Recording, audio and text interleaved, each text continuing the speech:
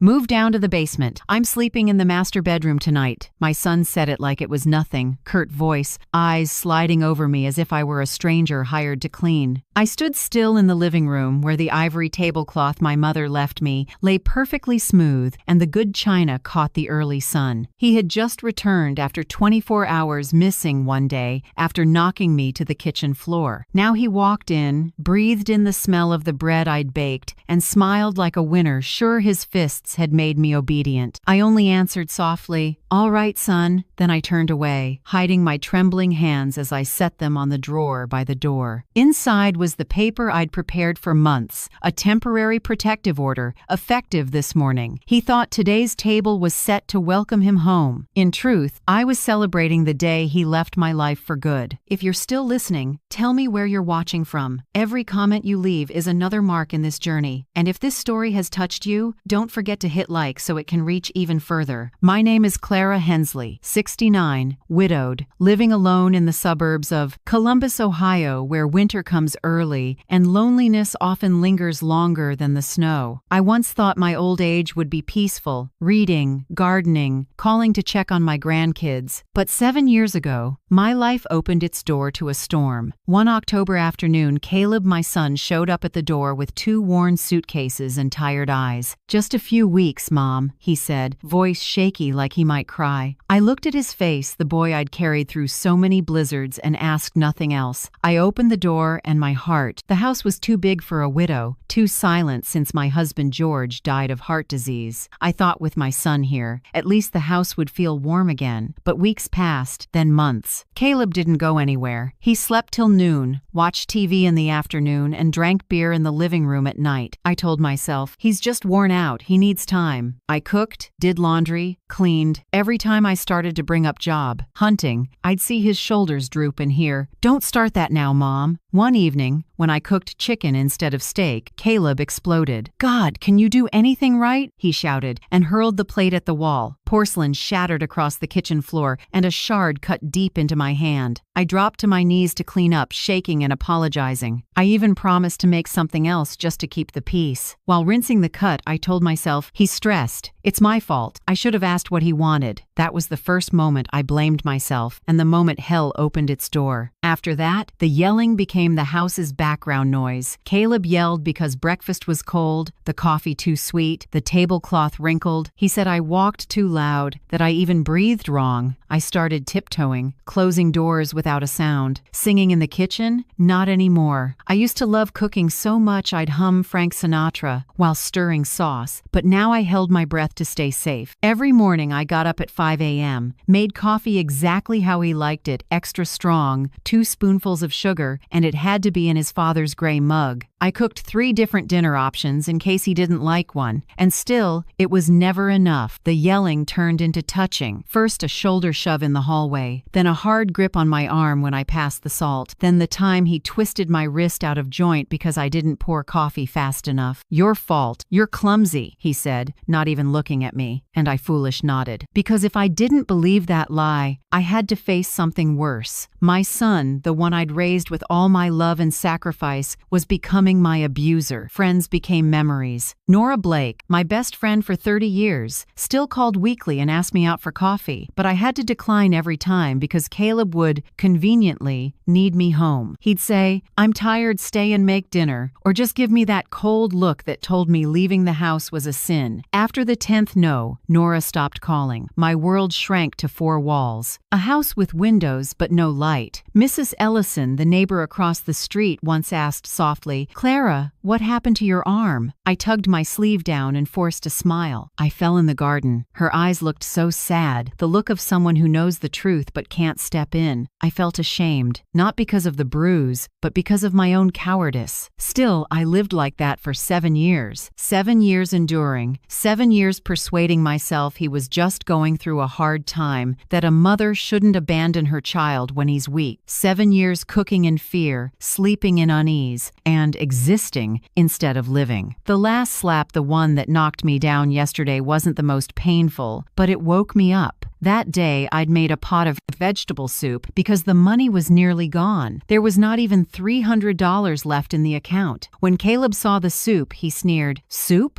You want me to starve? I tried to explain we had to save, that the pension wouldn't come till the end of the month, that we could look for ways to cut costs together. But before I finished, he slapped me. I toppled out of the chair, hit the floor hard, felt my teeth clack. Blood spread salty in my mouth. I heard him say something like, "Clean this mess up, you useless thing." Then the TV clicked on and canned sitcom laughter filled the house. I lay there, back against the cold tile, staring up at the cracked ceiling and realized I could die here under the hands of the son I gave birth to. No, I could not let that happen. Last night I lay awake till morning, plotting how to get out. I didn't have the strength to fight back, but I had what he didn't, a plan and patience. Today, when Caleb walked in with that smug, "Move to the basement," he didn't know every detail around him. The tablecloth, the pitcher of lemon water, the loaf of bread was part of my final goodbye script. The dining table looked beautiful in the early light, white and solemn. It was the table I once used to teach Caleb how to slice breakfast fruit, to host his 10th birthday party, to listen to my husband read poems when he was alive. Now that table would witness a beginning. I watched Caleb pour water, his eyes bright with that familiar self-satisfaction. "See, Mom? Everything's easier when you listen." I smiled, lips trembling but eyes steady. "You're right." He didn't know that in a few hours a police officer would knock on my door, say his name, and order him to leave by law. For 7 years I lived in fear. But this morning, I chose to live in freedom. And that's how it began, with a sentence that sounded ordinary but was the bell that ended my captivity in my own home. His name is Caleb, and he didn't know this morning. The table I set wasn't to welcome him. It was to send him off forever. After that morning, everything fell into a cold rhythm where I could barely recognize myself. Caleb started controlling everything money first. One day he stood in the kitchen holding the envelope with my pension I had just received. "Just let me hold it for convenience. You forget things, and people can take advantage of you. I'll manage it so you don't have to worry." His tone was gentle, but his eyes left no room for argument. I remember how it felt, my hand still gripping the envelope, my thumb pressed tight like keeping that paper meant keeping part of my life. Then I let go, like I always did. "Okay, you keep it." From that day, I slowly had to ask permission to live. Want to buy medication? Ask. Want to go to the market? Wait for him to check the balance. He'd say, "You're a big spender, always buying useless stuff." Useless, to him, was the tea I drank, a gardening magazine, or a pair of dishwashing gloves. He kept my bank card. I had only a few singles in my pocket, enough for bread or a little milk. Every dollar I had to ask for, with a forced smile. Over time, I stopped asking. I learned to read his mood to know when I could bring up medicine money and when I should stay quiet. Every morning, I got up at 5 a.m. I brewed coffee extra strong with 2 spoonfuls of sugar, and it always had to be in the gray mug with Dad's mug on it, the one my husband used. If I poured it into the wrong cup, he'd give me that knife-cold look. "Don't you respect my father?" My feet learned how to make no sound. I drifted through rooms barefoot, the floor cold under my skin. Even my breathing got cautious. I cooked 3 different dishes for dinner just in case. He didn't like one, but no matter what I did, his line landed like a curse. Never enough. I used to play music while I cooked. Elvis, Patsy Cline, Frank Sinatra, the songs George and I slow danced to in the living room. Now, if I so much as hummed, he'd growl, "Your voice annoys me." So, I went quiet. The home that once was a nest turned into a steel cage. Everything had rules I had to memorize. Don't turn on the TV when he's on his phone. Don't tidy the living room when he's sleeping. Don't stay on the phone too long. Don't let the water run too hard when washing dishes. I lived in fear of collisions, literal and figurative. His long silences scared me more than his outbursts, because I knew the storm was just paused. Then the smallest thing would set it off. That Thursday night was cold and damp. I made vegetable soup because the fridge held only carrots, celery, and a few potatoes. There was not even $300 left in the account. I was stretching it to month's end. I set the bowl in front of him and said gently, "Try it, there's some chicken in there today." Caleb looked at the bowl, then at me, face twisted like I'd insulted him. "Soup again?" His voice dropped, and I knew what was coming. "You serving me garbage?" I kept my voice steady. "It's just for now. By the end of the week I'll—" Before I could finish, he flipped the bowl. Hot liquid splashed my hand, burning. Soup poured across the table, onto the floor, spreading like a pale stain. Then the slap. Fast, hard, so sudden all I saw was the kitchen light spinning. The chair crashed. I hit the tile. My knee slammed, shoulder burned, and a stabbing pain in my side made it hard to breathe. I heard his voice, distant but clear. "Get up. Clean this mess. Useless." And then the TV. American sitcom laughter filled the house like nothing had happened. I lay there for minutes or hours, I don't know, shaking, breathing short, heart racing, blood at my lip, soup in my hair, wind at the window. No one else on earth knew what had just happened. Just me, him, and the walls. When I stood, my back felt split in two. I picked up a rag and slowly wiped every puddle. Each bend sent a knife through my side. I didn't dare cry. I was afraid the sound would bring him back. When it was clean like it never happened, I stood at the window. My reflection was a blur, gray hair in tangles, sunken eyes, a face bruised and swollen. Streetlight glow made my skin look like wax. I touched the glass and whispered, "Who are you, Clara?" The woman in the glass didn't answer. That night I didn't eat. I sat by the bed, holding a cold teacup, listening to the clock tick. Each beat was a warning. Part of me wanted to run, but another part was tied down by fear and mother love. Even beaten and humiliated, my heart hurt thinking of the boy who once fit in my arms. I remembered him at 8, when bullies picked on him at school. I'd stood on that playground and shouted, "Don't touch my son!" I had promised I'd always protect him, and now I was the one who needed protection from him. Around 3 a.m., I heard the door open. Caleb came back from drinking. The hall filled with beer, cigarettes, and sweat. I held my breath and listened to the heavy steps. His door slammed. Silence. I stared into the dark, and for the first time in years, a thought came cold and clear. If I stay, I'll die. Maybe not today, but soon. Not a gentle death in my sleep, but a quiet one on the kitchen floor in a house full of TV laughter, where no one knows and no one finds me in time. I looked at the little room and the old photos, our wedding, Caleb's birthdays, the beach trip years ago. I saw another woman in them, blonde hair, bright smile, eyes full of light. She'd been gone a long time. I realized I was no longer afraid of dying. I was afraid of dying without living again first. That night, I didn't pray the usual prayer. I didn't ask God for endurance. I asked for courage to stop enduring, and in the heavy silence of that I made a decision. There will be no next time, no more yelling, no more hits. I wouldn't scream or seek revenge. I'd do what he would never expect. I would get out of this cage and take myself back. No savior, no miracle, just the belief that I deserve to live. I looked out the window where moonlight caught the raindrops from the afternoon. They glittered like 100 small eyes watching me as if the world were witnessing my quiet vow. "Tomorrow," I whispered, "everything changes." For the first time in 7 years, I smiled not from joy, but because I knew the fear inside me had started to crack. After a sleepless night, when the first thin light slipped through the curtain, I got up with a body so sore I had to hold the wall to stand. Every movement stabbed my ribs like a small knife, but I walked to the low dresser, the place where, for years, I kept what little freedom I had left. It's an old, dark wood dresser with a third drawer only I knew how to press her. Lock. I opened it with the tiny key hidden in the pin jar. Inside was my worn expense ledger, pages yellowed at the corners. Between lines of careful numbers, groceries, utilities, medicine lay a small brown envelope. I had tucked it there long ago, stashing a few dollars whenever Caleb didn't notice. Counting it now came to $320. Not much, but all the freedom I had left. I sat and smoothed each bill. They smelled faintly damp, like my fear, locked away too long from the light. Beneath the envelope lay a small business card with frayed edges. Marilyn Ortega, social worker, Franklin County Senior Assistance. At the top corner was Mrs. Ellison's handwriting, the neighbor across the street. "If anything happens, call her. Don't endure alone." I remember the day she gave it to me. It was spring. I was clipping roses when she came to the fence and said quietly, "Clara, are you okay? I heard a loud noise the other day." I smiled and lied. "It's nothing." I dropped a pan. She stared a long time, unconvinced. Before she left, she pressed the card into my hand. "Just in case," she said. I kept it for years, never daring to use it until today. I slipped the envelope of cash into the inside pocket of my coat and tucked Marilyn's card against my chest, where I could feel it with my hand, a small reminder I still had a chance. When I looked up, the mirror showed a face that no longer looked like mine. My right eye was swollen purple, my lips split, bruises spreading toward my ear. Part of me wanted to walk out the door right then, but I knew if I went out looking like that, someone would ask, and Caleb would find out. I needed time, days, for the swelling to fade, for him to believe I'd learned my lesson. In the days that followed, I became the good mother he always wanted. I bowed my head, said yes, didn't argue, didn't meet his eyes. I served meals on time, brewed coffee to spec, cleaned without a sound. When he passed by, I stepped back. I let him see a woman completely subdued. Caleb started to look satisfied. He'd pass me in the living room with a smug nod. "See? Not so hard," he said, smirking. "You just need to know who's in charge." I smiled, empty and hollow, but enough to keep him fooled. Inside, I counted days and hours. I'd waited too long not to be quiet now. "Sunday night," he said. "Tomorrow I'm meeting friends. I'll be back in the afternoon. Have dinner at 8. Make steak. I want a proper meal." I nodded. "All right, son." In my head, "Good. Go. As far as you can." Monday morning was gray. Cold wind pressed at the kitchen window. I heard the lock turn, then the front door close. Caleb's pickup rolled off the drive. I stood still for a few seconds, making sure he was truly gone. The house was empty, just the clock on the wall ticking. My hands shook as I lifted the phone. My fingers were so numb, I misdialed twice. On the third try, it rang. Once, twice, 3 times, then a warm, steady woman's voice. "Franklin County Senior Assistants. This is Marilyn Ortega. How can I help you?" I choked. For a moment it felt like a rope cinched around my throat. No sound came out. I only heard my own ragged breathing and my heart hammering. "I'm sorry. I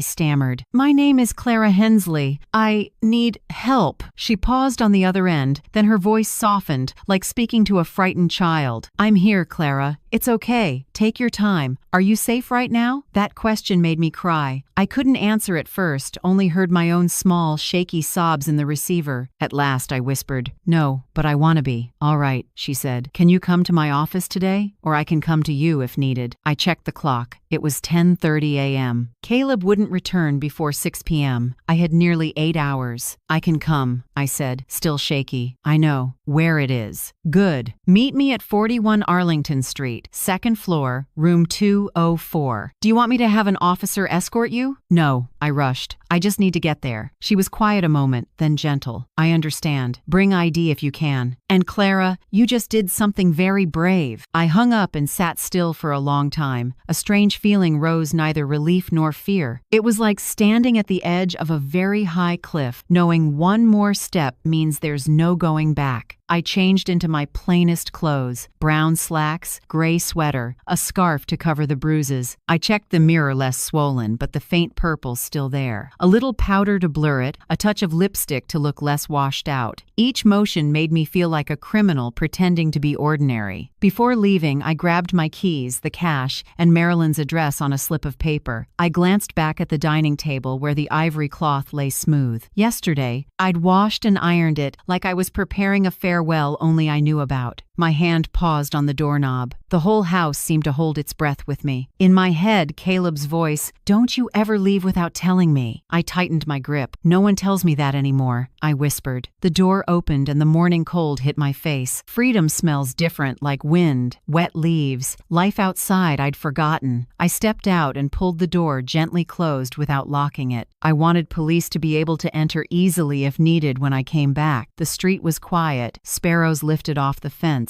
I pulled my coat tight and hurried toward downtown. Each step matched a hard heartbeat. Every sound behind me made me flinch, but no one called my name. No familiar engine. Only when I saw the sign Arlington Building 41 did I breathe out. My hand shook so badly I had to grab the rail on the steps. A bell chimed when I opened the office door. Warm, light, a few green plants on the desk, a beige upholstered chair. A woman in her 50s with neatly tied brown hair stood and smiled. "Are you Clara?" I just nodded. "Welcome. I'm Marilyn." Her voice was low, clear, carrying a calm I'd forgotten people could have. She handed me a glass of water and offered a seat. I sat, hands still clamped on my bag. Marilyn looked at me without pity and asked softly, "Would you like to tell me what happened?" I opened my mouth and the first words came out shaky like a child learning to speak. "I've lived with my son 7 years, and I think, if I don't do something, he'll kill me." She didn't interrupt, didn't press. She just nodded, brown eyes deep like they were holding every word. I told her about the shouting, the slaps, walking barefoot in my own home, about fear, about forgetting who I was. Each sentence felt like shedding a layer of chain. When I finished, Marilyn said just one line, "You're not crazy. And you're not alone, Clara. From here on, we'll find the way out together." That simple sentence was the first spark I'd felt in my heart in years of darkness. And I knew if I had any strength left, I would follow that spark all the way. Marilyn's office wasn't big, but as soon as I stepped in, my chest eased. Soft light filtered through the window onto the light wood desk and touched the green leaves in small pots. The smell of fresh coffee and a hint of orange bergamot oil made the room warm and safe, a scent I hadn't known in years. Marilyn sat across from me with a small notebook. Her voice was steady but firm. "Clara, remember this. Sons don't have the right to hit their mothers. No one has that right." I lowered my head, tears falling onto my hands. Simple words, but like a key opening the invisible shackle I'd worn for 7 years. All that time I believed I deserved it, that if I were better, quieter, Caleb would stop being angry. Now a stranger told me what I'd forgotten. Violence is never love. Marilyn poured coffee and said gently, "Start from the beginning, slowly. I'll document everything." I told it all morning. Coffee, fear-filled dinners, punches and insults. Whenever I stopped choking up, she just nodded. Between us, there was no pity, only listening and trust. When I finished, Marilyn set the notebook down and said quietly, "Now we need to do something important. I have to photograph your injuries as evidence." She took out a camera, asked permission, and began to take pictures. The bruise on my cheek, the purple marks on my wrist, the small split on my lip. The shutter clicked, and strangely, instead of shame, I felt relief, as if my pain was finally being seen. She made a few more notes, then pulled a business card from a drawer. "I want you to meet someone. He's an attorney who handles domestic violence cases. His name is Graham Porter. He works with our center and offers free help in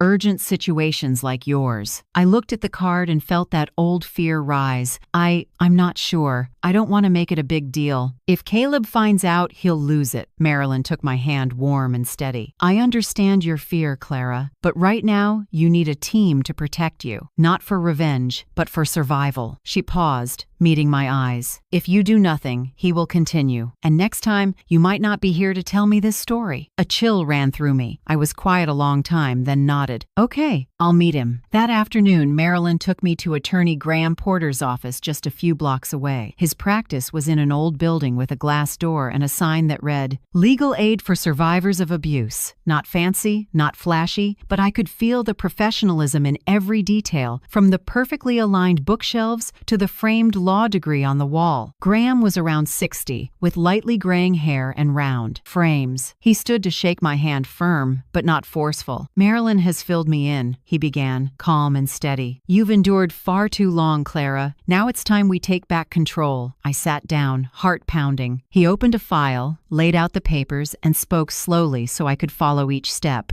"We'll file for a temporary protective order. This is a legal document that bars Caleb from coming near you or contacting you in any way. If he violates it, the police can arrest him immediately." I clenched my hands. "What if he snaps? What if he shows up before the police get there?" Graham nodded. "That's a fair question. So we won't take risks. Everything will be planned. In the next 48 hours, we will. Tomorrow morning, you'll go to the bank with me to restore your accounts and block his secondary card. After that, we'll file the protective order with the court. Finally, the police will accompany us to serve the order. At that point, Caleb will be required to leave." He paused, his eyes softening. "You won't have to be afraid anymore, Clara. But we'll take it one step at a time, all right?" I looked at my hands trembling on my lap and nodded. "One step," I repeated. Graham gave a small smile. "Exactly. No need to rush. We just need the right direction." Marilyn, seated beside me, added, "Do you have somewhere safe to stay? If you need it, we can arrange a secure place for a few days." I shook my head. "No, I want to go home. I need to. If I stay there one more night, he won't be suspicious. They exchanged a look, then both nodded. Graham handed me an envelope with copies of the paperwork and an emergency number. Keep this on you. If he threatens you or touches you, call the police immediately. I held the file to my chest like something sacred. For the first time in years, I had a clear purpose. I wasn't just existing anymore, I was moving toward freedom. I got home at the usual hour, careful enough that my footsteps made no sound. Caleb was in front of the TV, beer in hand. He glanced over. "Why were you gone so long at the store?" "Crowded today," I said with a thin smile. He nodded, said nothing, and turned back to the game. I watched his shadow crawl across the wall, broad shoulders, lowered head, the flicker of the TV making his face look like two people at once, a lost boy and a stranger full of spite. I stepped into the kitchen, put the bags away, and started dinner. My hands shook a little, but my mind was steady. Every motion had a purpose. Chop the vegetables, rinse the meat, set the pot to boil. I thought through tomorrow's plan: bank, courthouse, then the protective order. Each step felt like a small stone laid across the river of fear I was about to cross. When Caleb went to bed, I locked my bedroom door for the first time in months. I set the file on the table and read each line carefully, stopping at the bold words, "Temporary protective order request." Below that was the signature line, "Applicant, Clara Hensley." Seeing my name on that paper made my heartbeat change, not from fear, but from hope. I sat down and wrote a few lines in the little notebook I keep by the bed. Tomorrow, I start again. I don't know what the future looks like, but I know I deserve a life without fear. Outside, wind moved through the trees, dry leaves whispering like a quiet blessing. The warm light in my room pooled over the page, lighting up my shaky signature proof that this woman had decided to stand up.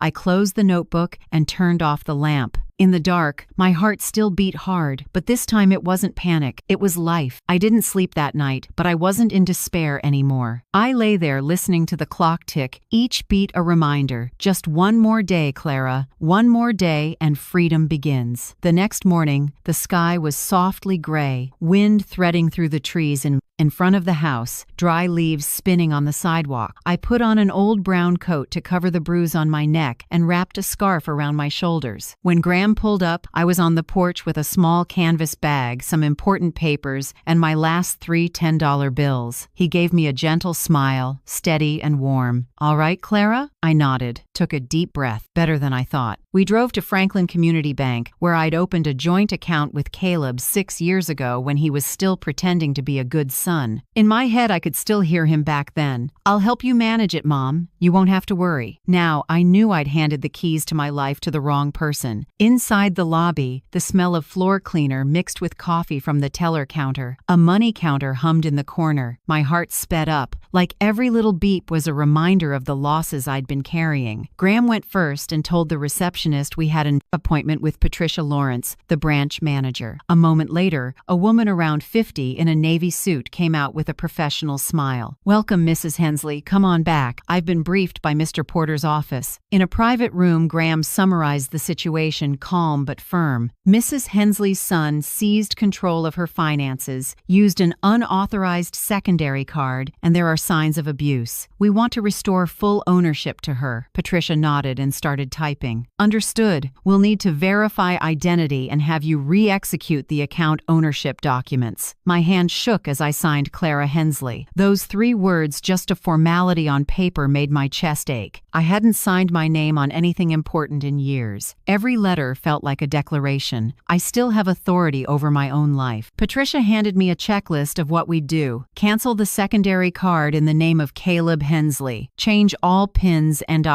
passwords. Set up automatic alerts for any withdrawals. Each time she marked completed on her screen, I felt lighter, as if another cord had been cut from my hands. When we finished the last item, Patricia looked up and said gently, "Mrs. Hensley, from now on, only you can access and use this account. If anyone else tries, our system will alert you and the bank immediately." I looked at her, then at Graham, unable to speak. A lump pressed hard in my throat. I had to breathe a few times before I could say, "Thank you. Thank you for giving me back a piece of my breath." Patricia smiled and touched my shoulder. "You don't owe anyone for this, Clara. You just took back what was already yours." When we stepped outside, sunlight sunlight was breaking through the clouds, catching the glass facade and turning it into something like a mirror. I closed my eyes for a moment and let the warmth touch my skin, a feeling I thought I'd forgotten. Our next stop was the Franklin County Courthouse, a red brick building with high stone steps and heavy wooden doors. I clutched the file Marilyn had prepared, injury photos, my statement, copies of financial documents. With every step down the long hallway, my heart pounded. The waiting area outside the filing office was more crowded than I expected. Mostly women, some young, some well past 70. A brown-skinned woman sat beside me with a sleeping baby in her arms. Across from us, a silver-haired lady watched quietly, eyes that seemed to see entire lifetimes. I looked at them and recognized a version of myself in each face. Women who had been quiet too long but chose to stand up today. When it was my turn, Graham went with me and turned in our packet. The clerk flipped through each page, checked the photos, then nodded. Everything's in order. Judge Harper is on duty today. She's very fair. We waited nearly an hour before they called us in. Judge Harper, short hair, glasses, a serious face, read our file slowly, line by line. I held my breath as she turned to the last page. Then, she signed, swift and certain. Temporary protective order, effective immediately. I stared at the words, hardly believing them. Harper looked up and said, "This order is in effect for 15 days.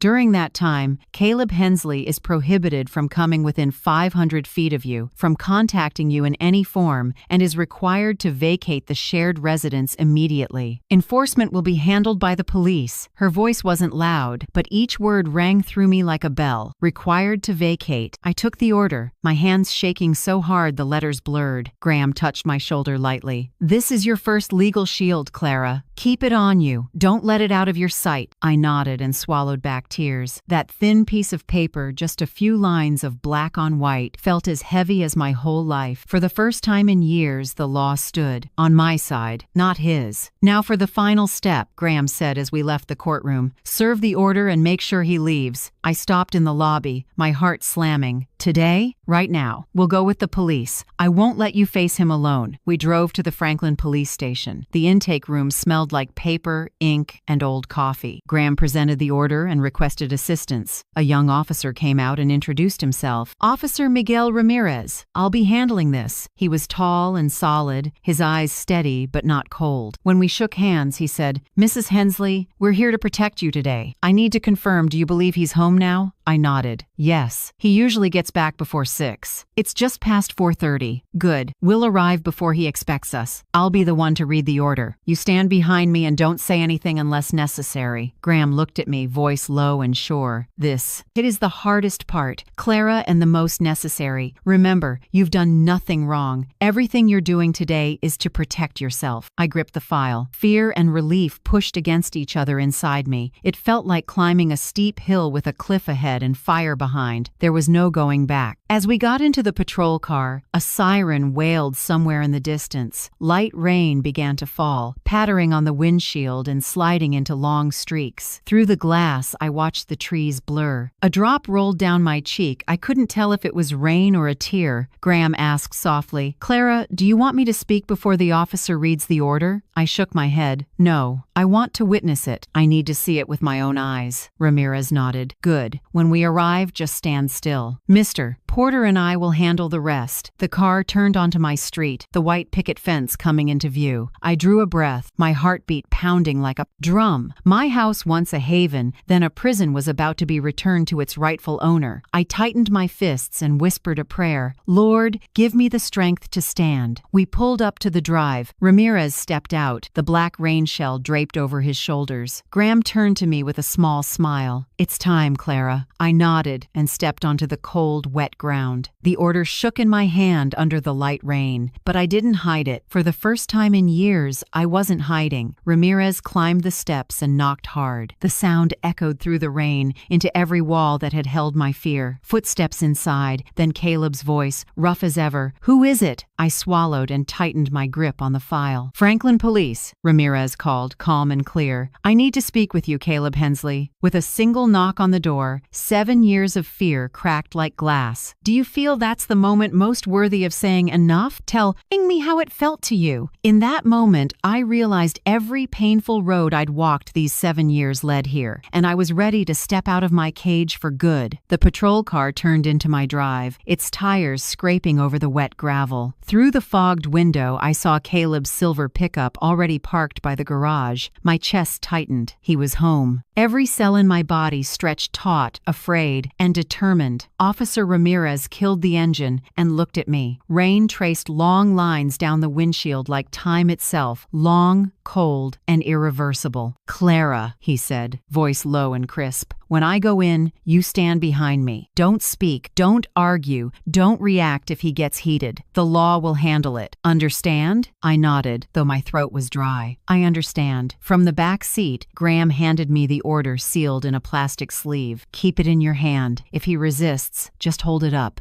Don't say a word." I squeezed the page until my palm warmed. Edit. One sheet of paper, the only thing between me and 7 years of terror. Ramirez opened the door and the rain rushed in, along with the heavy sound of boots on the wooden steps. He knocked 3 decisive times. The echo carried across the porch. I stood a few feet behind him, hearing my heart thud like a drum. The door swung open. Caleb stood there, hair a mess, wrinkled t-shirt, face flushed. His eyes slid past me and locked onto Ramirez. "What the hell is this?" he snarled. "Why'd you bring cops to my house?" Ramirez didn't budge. His tone stayed even. "Mr. Hensley, this is not your house. This is the legal residence of Mrs. Clara Hensley. We're here to enforce a temporary protective order issued by the Franklin court this morning." For a second, Caleb's face went pale. Then it burned red. "What? What kind of joke is this?" He whipped toward me, voice scraping like metal. "Mom, what did you do?" I didn't answer. Ramirez took a half step forward, blocking his line to me. "You have 60 minutes to collect essential belongings and leave. You are prohibited from coming within 500 feet of Mrs. Hensley. Any violation will result in immediate arrest." "You don't have the right." "We have a court order," Graham cut in, holding the paper out. "You may read it, but you can't keep it." Caleb snatched it, eyes scanning fast. I watched his throat twitch and his jaw clamp tight. He started crumpling the page, but Ramirez stepped in, firm and final. "You're obstructing enforcement. Calm down, gather your things, and go." In that instant, the person in his eyes was no longer the one who used to call me Mom in a small morning voice. I saw only a stranger, furious at losing control. He backed up and slammed his palm against the wall. "This isn't over," he hissed through his teeth. "You think you've won? You'll regret humiliating me." Ramirez's hand rose to his belt, brushing cuffs. "That's a threat, Mr. Hensley. I suggest you focus on packing." The house felt so heavy I could hear the rain tapping the window. Caleb growled and stomped up the stairs. Each thudding step hit my heart like an invisible blow. I stayed still. Graham murmured at my ear, "Don't watch, don't speak. Let the law do the talking." 30 minutes later, the clatter of things being thrown